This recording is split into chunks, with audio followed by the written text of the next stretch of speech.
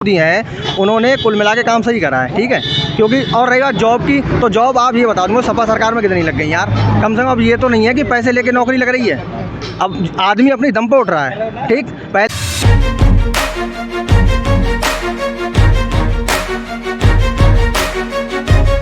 वास्तव आप सभी का स्वागत करता हूं आपके परिवार ज़मीनी हकीकत शून्य से शिखर तक। आज हम लोग आ चुके हैं फरीदपुर विधानसभा में और ये गांव लगता है लौंगपुर। और आज मैं आपको ऐसी शख्सियत से मिलवाना चाहता हूं जो कि आम आदमी पार्टी बरेली से माइनॉरिटी विंग के जिलाध्यक्ष हैं। ज़्यादा देर ना करते हुए मैं उन्हीं से मुलाकात करवाता हूं आपकी। सर, बहुत बहुत स्वागत है हमारे परिवार ज़मीनी हकीकत में आपका। पहले तो आपका शुभ नाम जानना चाहूँगा। मेरा नाम भाहिद अंसारी है, माइनॉरिटी विंग जिलाध्यक्ष आम आदमी पार्टी बरेली से। तो सर, पहले तो हमें ये अवगत कराइए कि आम आदमी पार्टी, जैसा कि अभी विधानसभा के इलेक्शन हुए हैं, तो वहाँ पर क्या स्थिति रही थी आपकी, उसको कैसे आप मेंटेन करके ले जाएंगे? देखिए, मैं आपको बताना चाहूँगा कि विधानसभा में जो स्थिति थी बहुत बेहतर स्थिति थी। और हमारी यूपी में जितनी भी 400 सीटें हैं, जितनी भी सीटें हैं सारी सीटों पर हमारे सारे प्रत्याशी लड़े थे और अच्छी पोजीशन रही थी। बाकी हम अब ये नगर निगम चुनाव जो आ रहे हैं हम उसमें पूरे दमखम से लड़ रहे हैं और सारे प्रत्याशी अपने उतारेंगे इसमें। सर, जैसा कि अभी आपने बोला कि हमारी बहुत अच्छी स्थिति रही थी, तो मैं जान सकता हूं कि आपकी ये विधानसभा फरीदपुर लगती है। फरीदपुर से जो प्रत्याशी थे उनका नाम और उनकी वोट काउंटिंग कितनी थी? जनक प्रसाद जी, इंजीनियर जनक प्रसाद जी हैं, हमारे काफ़ी पुराने खिलाड़ी थे आम आदमी पार्टी से। वो उनको प्रत्याशी बनाया था, जो आम आदमी पार्टी ने उन पर विश्वास जगा के उनको कैंडिडेट यहाँ से उतारा था। लेकिन कुछ कमियां रहीं कैंडिडेट्स की, जो जनता के बीच अपनी पूरी तरीके से पार्टी की नीतियों को नहीं पहुँचा पाए, नहीं रख पाए। कैसी नीतियाँ? जो पार्टी के दिल्ली में कार्य हैं, जो काम अभी तक पार्टी ने दिल्ली में किए हैं, स्वास्थ्य को लेकर, शिक्षा को लेकर, वो शायद हम लोग घर घर पहुँचाने में असफल हुए। इसकी वजह से हमको उसका बेनिफिट इतना ज़्यादा नहीं मिल पाया था। तो आम आदमी पार्टी किन मुद्दों को लेके उत्तर प्रदेश में चुनाव लड़ना चाहती है?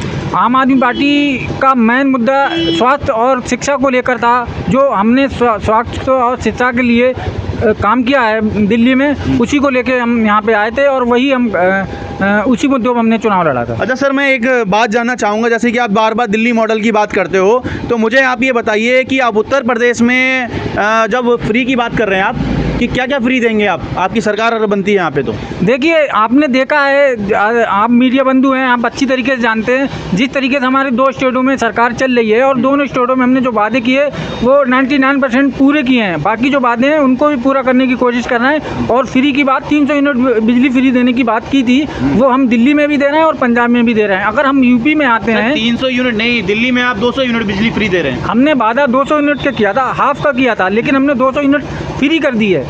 और दिल्ली में जो, जैसे पंजाब को आपको बताया कि पंजाब में हमने 300 यूनिट की बात की थी, वो 300 यूनिट हम फ्री दे रहे हैं। सर, ये बिजली फ्री क्यों? देखिए, सबसे बड़ी चीज़ जो मध्यवर्गीय जो जनता है वो सबसे ज़्यादा भार उसका बिजली पे ही पड़ता है। अच्छा। और हम इसको ही फ्री करने से उस पर इसका भार कम होगा। 2,500 से 3,000 रुपये तक जनता को फ़ायदा होगा बिजली से केवल। तो सरकार लॉस में नहीं जाएगी आपकी? नहीं सर, सरकार लॉस में जाने का तो सवाल ही नहीं है, ईमानदारी से काम कर रही है। जिस तरीके से आप दिल्ली का बजट देखते हैं, दिल्ली की टोटल जनसंख्या बताएंगे?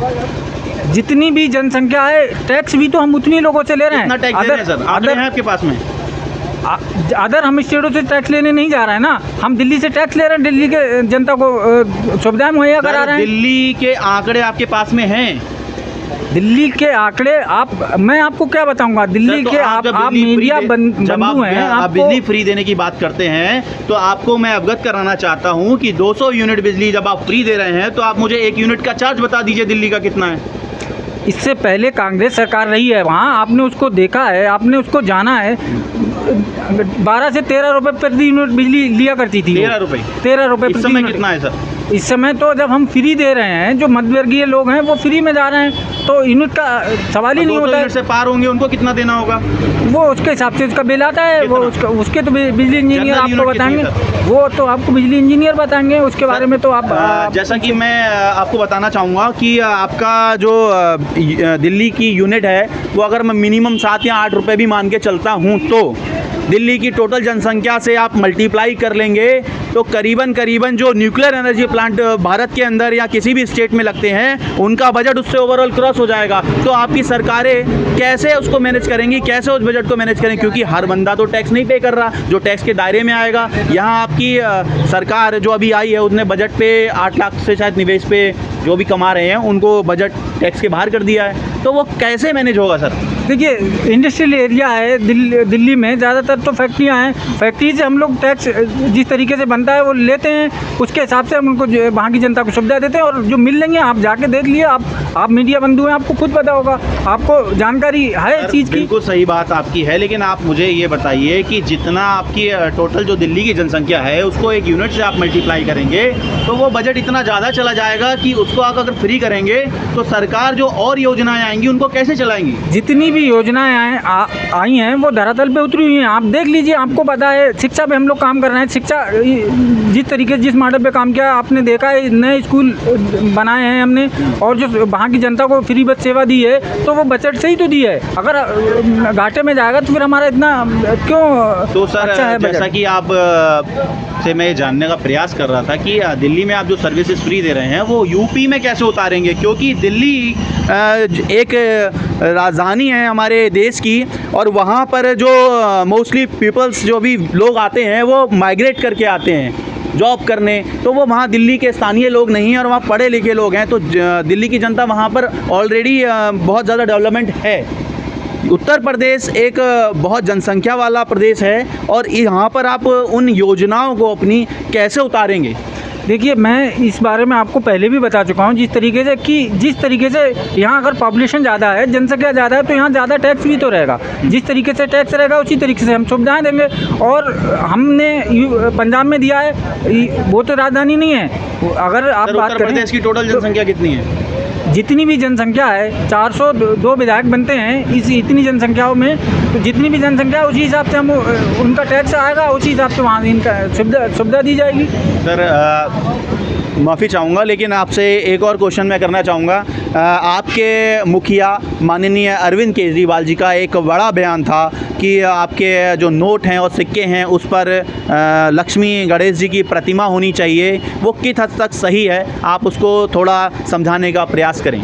देखिए, ये बड़े नेता का हमारा कमिटमेंट था। उन्होंने क्या सोच के कहा या कैसे कहा तो वो उनकी अपनी सोच थी। इसके बारे में तो शायद पार्टी तो आपकी नहीं अपनी सोच से नहीं चलती है। बिल्कुल, पार्टी नीतियों से चलती है। उनकी कोई नीति रही होगी जिस वजह से उन्होंने कहा।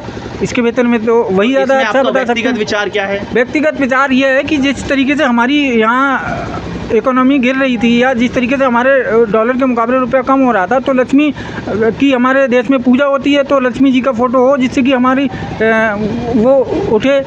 सर जैसा कि मैं जानता हूँ कि India is a secular state, right?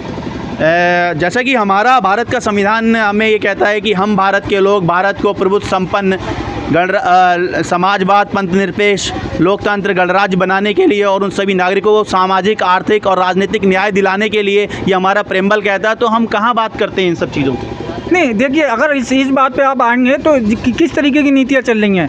अगर सर्वसम्मत अगर हम संविधान की बात पे आएंगे तो संविधान लागू ही नहीं हो रहा।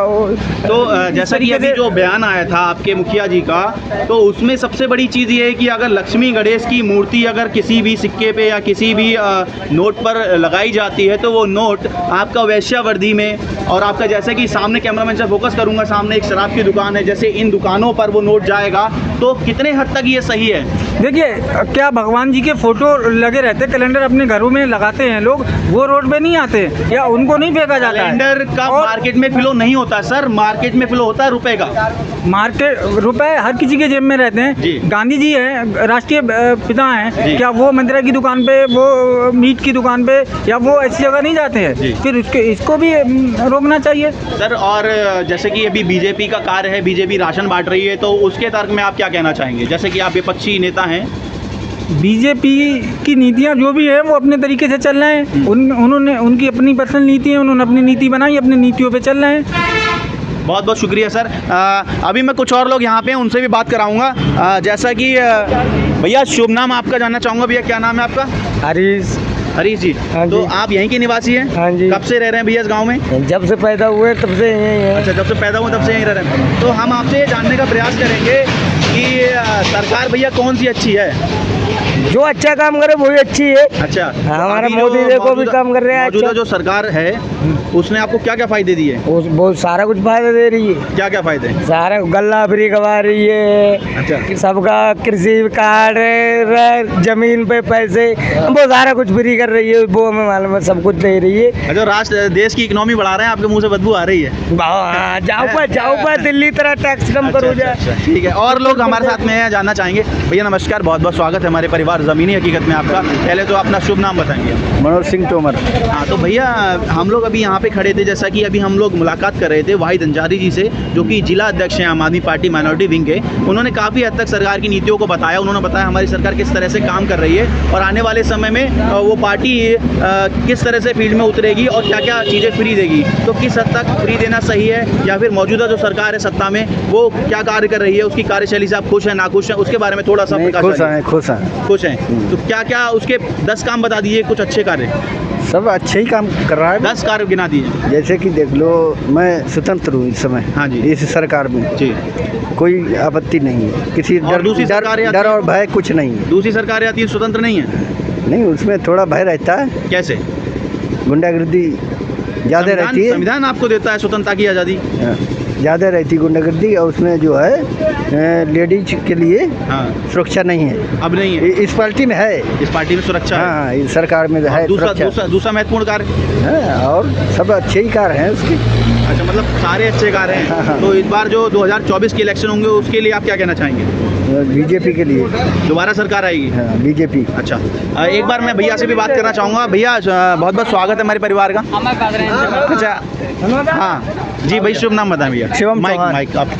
शिवम चौहान नाम है मेरा। तो किस तरह से आप क्या बोलते हैं, आने वाली 2024 में जो इलेक्शन होंगे और आपके देश का एक महत्वपूर्ण पद होता है प्रधानमंत्री का, जी जी। तो क्या सोचते हैं इस बारे में? मैं यही सोचता हूँ कि 2024 ही नहीं, जब तक जो नरेंद्र मोदी जी हैं तब तक उन्हीं की सरकार रहेगी। क्योंकि नरेंद्र मोदी जो हैं वो एक ऐसे लीडर हैं कि हमारे देश को उन्हीं की तरह लीडर की आवश्यकता है। युवाओं के लिए मेन महत्वपूर्ण कार्य क्या किया? युवाओं के लिए उनके बहुत से कार्य हैं। जैसे? सबसे पहली चीज़ है एजुकेशन, ठीक है। जब तक हम, जैसे पहले क्या होता था, पहले सीट में क्या था, कभी भी जो आरक्षण थी वो हमेशा सीट मार लेती थी, ठीक है। अब क्या हो गया, जनरल का वो हो गया, ठीक। इसके बाद बहुत सी चीज़ें ऐसी हैं उसमें बहुत, जैसे पहले क्या होता था, पहले उसका क्या नाम है, स्कॉलरशिप वगैरह का भी बहुत वो रहता था। अब सब चीज़ आ रही है आराम से, बाकी कोई दिक्कत नहीं। राशन को ले लो आप, राशन में ऐसा कोई बंदा नहीं, चाहे वो गरीब हो चाहे अमीर हो, हर किसी को राशन मिल रहा है। कोरोना टाइम में फ्री राशन मिला है। रोजगार क्यों नहीं मिल रहा? बिल्कुल रोजगार मिल रहा है। मान लो अगर आर्मी को आप ले लो, ठीक है, आर्मी है, उसमें पहले क्या था, जो बंदा एक बार घुस गया उसका घुस गया। अब क्या है, 4 साल का उन्होंने कर दिया, ठीक है। 4 साल में क्या है, जो अब नए बंदे मेहनत कर रहे हैं उनके लिए दोबारा मौका मिलना नहीं मिल रहा है। अच्छा, अग्निवीर एक तरह से सही योजना है। बिल्कुल सही है। क्यों? अच्छा, और कोई युवा है यहाँ पे क्या? आप किसी को बोला, किसी को बोला क्यों भैया? जैसे इन्होंने बोला अग्निवीर जो योजना सरकार ने चलाई है वो कैसी योजना है? सही योजना है। सही है योजना भाई, उसके बाद फायदे मिलेंगे। हाँ बिल्कुल। तो आप खुश हैं सरकार से? हाँ खुश हैं। ठीक है, तो और कुछ लोग से जानने का प्रयास और करेंगे, 1-2 लोग से और जानने का प्रयास करेंगे। भैया शुभ नाम आपका क्या भैया? शैलेंद्र प्रताप जी। हाँ, जैसा कि हम लोग आपके गांव में आए हैं जी। और हम ये जानने का प्रयास कर रहे हैं कि 2024 में जी, जो कि एक महत्वपूर्ण पद होता है, माननीय प्रधानमंत्री जी का पद होता है, जी। ठीक है, तो वो किस तरह से आप देखते हैं कि किस तरह से सत्ता में पार्टी है, वो किस तरह से उसकी कार्यशैली है, क्या अच्छा कार्य कर रही है, क्या गलत कार्य कर रही है, तो उसके बारे में थोड़ा सा बताने का प्रयास करेंगे हमारी जनता को। जी, इस समय जो पार्टी सत्ता में है जी। इसका काम बेहतर चल रहा है। बेहतर चल रहा है। इसके अलावा और किसी को जी जी, बहुत बहुत शुक्रिया। जैसा कि हम फिर से एक बार जिला अध्यक्ष जी आम आदमी पार्टी के पास पहुंचेंगे। सर, जैसा कि अभी बहुत सारे लोगों से हमने बात की और सारे लोगों का कहना ये है कि ये जो सरकार सत्ता में है वो बहुत अच्छा कार्य कर रही है, तो फिर आप कैसे धरातल पे उतरेंगे? देखिए, ये इन लोगों की अपनी समझ है, अपनी तरीके से अच्छा कह रहे हैं। ये इनको कहीं ना कहीं कुछ ना कुछ बेनिफिट मिला होगा उससे, तो अब ये चीज़ें कह रहे हैं, बढ़िया बात है। लेकिन हम अपनी नीतियाँ इनके पास लेके जाएंगे, इनको अपनी नीतियों के बारे में बताएंगे। अगर इनको लगता है कि हमारी नीति ये मौजूदा सरकार से बेहतर है तो ये हमारे साथ आ जाएंगे, इनका स्वागत है हमारे साथ। अच्छा, जैसे आप कैमरामैन से गुजारिश करूँगा, फोकस करूँगा, गड्ढे हैं बिल्कुल एकदम, यहाँ पे ब्रेकर होने चाहिए थे। अच्छा आप बताइए, आम आदमी पार्टी क्या सही नहीं है? जरा आम आदमी पार्टी भाई मेरी नज़रों में सही नहीं है। कैसे भी? ऐसा है आम आदमी पार्टी का भैया, ऐसा कोई काम मेरे हिसाब से तो नहीं। बिजली फ्री करना कोई बहुत बड़ी डील नहीं है। और सरकार ने वो तो अगर मान लो मोदी कर भी दे बिजली फ्री, ठीक, उससे क्या हो जाएगा? देश का विकास हो गया? कोई विकास नहीं हो सकता है। सबसे मेन चीज़ क्या है? हमारी जीडीपी, ठीक है। पाकिस्तान की हालत देख लो, इमरान खान भैया रहे थे, उन्होंने क्या कर लिया? पाकिस्तान डूब गई।